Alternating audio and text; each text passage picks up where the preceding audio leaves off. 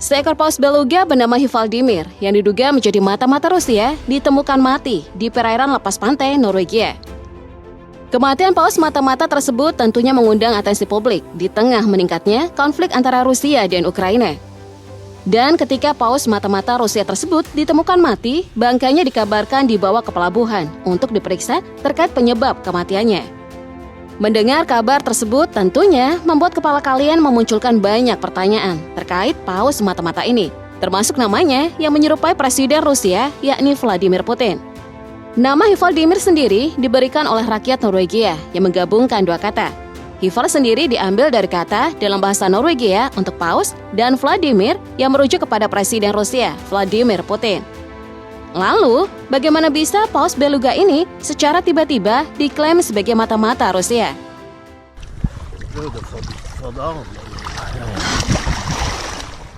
Dugaan paus beluga tersebut sebagai spionase Rusia mulai ada sejak Hivaldimir ditemukan di lepas pantai wilayah Finnmark di utara Norwegia pada 2019. Pada saat ditemukan, sebuah tali buatan manusia yang terpasang di tubuhnya, lengkap dengan dudukan yang bisa dipasangi kamera aksi, membuat ahli biologi kelautan Norwegia merasa janggal. Apalagi di gesper plastiknya terdapat tulisan peralatan St. Petersburg yang merupakan salah satu kota besar di Rusia. Mulai dari sinilah kecurigaan-kecurigaan muncul mengenai paus mata-mata ini.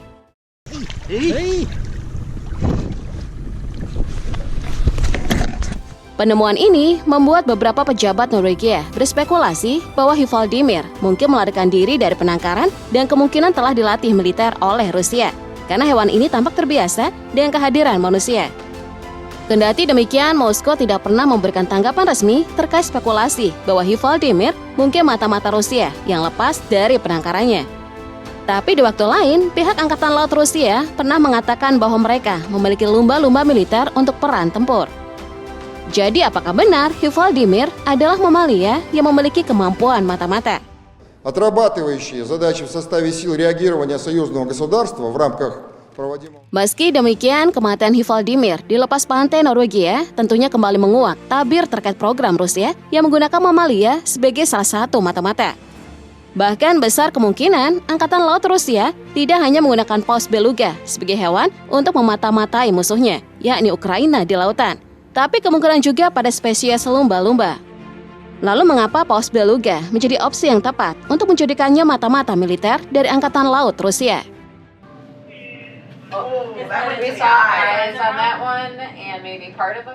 Jika berbicara terkait paus beluga, mamalia satu ini diklaim memiliki rasa ingin tahu yang tinggi. Beluga juga menunjukkan rasa ingin tahu yang besar terhadap manusia di alam liar dan sering berenang di samping perahu. Dari rasa ingin tahu tersebut, membuat para ahli mengklaim jika paus beluga merupakan mamalia yang cerdas dan mampu bersosialisasi. Selain itu, hal yang menjadi alasan mengapa mamalia satu ini dipilih oleh Angkatan Laut Rusia sebagai mata-mata adalah kemampuan untuk memecahkan masalah hingga penglihatan yang tajam di dalam dan di luar air.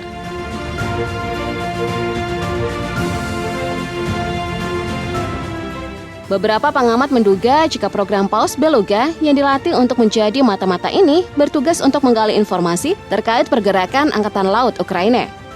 Jadi kemungkinan jika paus beluga sekelas Hivaldimir ini dikerahkan ke perairan dekat lepas pantai Ukraina, Rusia mampu mengetahui jika Angkatan Laut negara tersebut sedang merencanakan penyerangan di sektor laut. Selain itu, dengan menggunakan mamalia ini, Angkatan Laut Rusia akan dapat dengan mudah mendeteksi kehadiran kapal selam atau kapal perang Amerika Serikat yang merupakan sekutu terkuat Ukraina ke Eropa Timur. Hal ini disebabkan karena paus beluga tersebut dibekali kamera untuk memantau pergerakan Ukraina dan para sekutunya.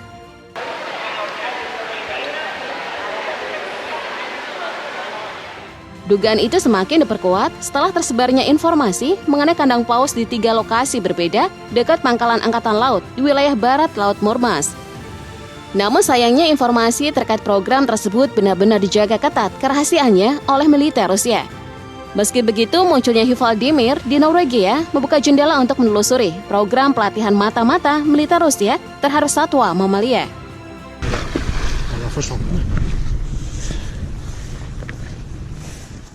Kendati demikian, program pelatihan mamalia ini tentunya tidak akan pernah menjadi tulang punggung dalam mengumpulkan informasi intelijen di beberapa negara musuhnya. Negara yang dijuluki negeri beruang merah tersebut tentunya masih mengandalkan kemampuan badan intelijennya untuk melakukan spionase ke Ukraina maupun ke Amerika Serikat.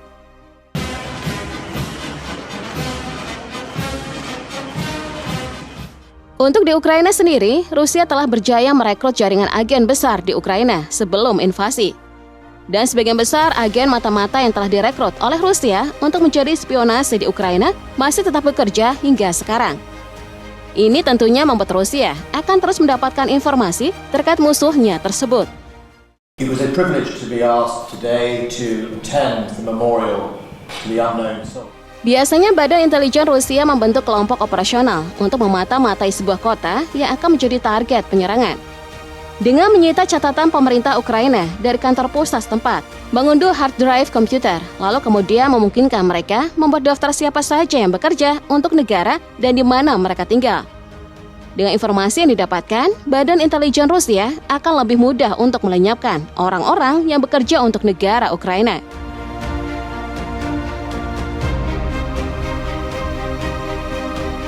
Hal yang memilukan adalah Rusia dikabarkan merekrut hingga 800 pejabat Ukraina untuk menjadi pionir dalam memberikan informasi. Ratusan pejabat itu diantaranya bekerja sebagai sukarela dan sebagian lagi dipaksa.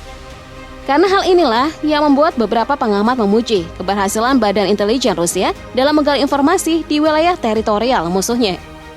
Namun faktanya kehebatan Badan Intelijen dalam menembus batas informasi di wilayah musuhnya tidak hanya berkutat di negara Ukraina saja, melainkan ke berbagai negara barat termasuk Amerika Serikat.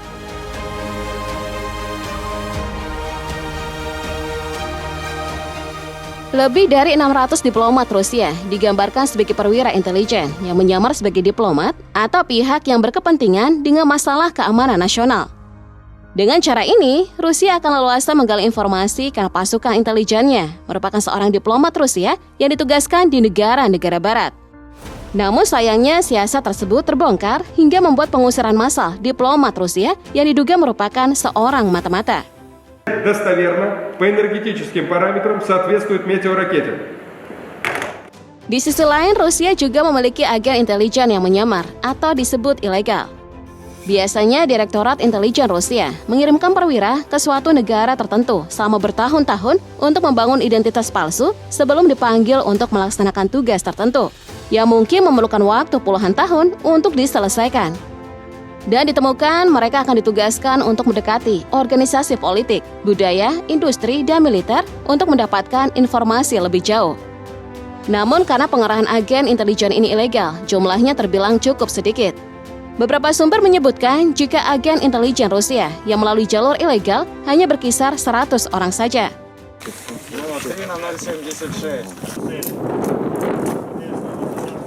Meski begitu, agen intelijen Rusia ini tidak hanya berasal dari negara tersebut. Karena faktanya Rusia juga dikabarkan merekrut penduduk lokal di negara yang dimata-matai. Tentu dengan cara ini membuat masalah legalitas kependudukan akan teratasi. Ini membuat Rusia mampu menempatkan agen intelijen ilegal hingga di 29 negara di dunia, termasuk Inggris dan juga Amerika Serikat.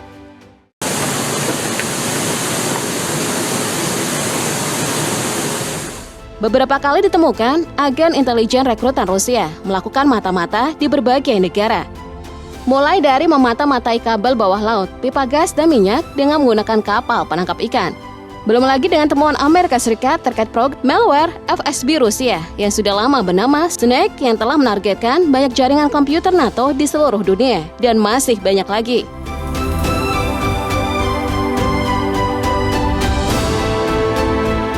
Selain itu, tindakan agen intelijen Rusia sempat mencapai puncaknya.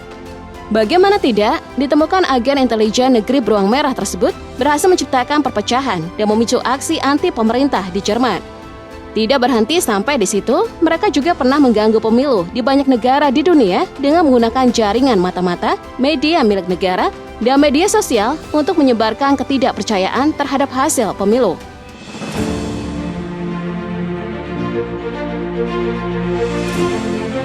Tidak heran jika Rusia sampai saat ini tidak terkalahkan meskipun Ukraina bersama negara-negara sekutunya berusaha untuk mengalahkannya. Penyebabnya karena kekuatan badan intelijennya yang cukup profesional, membuat Rusia mampu melakukan respon sebelum negara-negara lain ingin melakukan tindakan yang merugikan Rusia.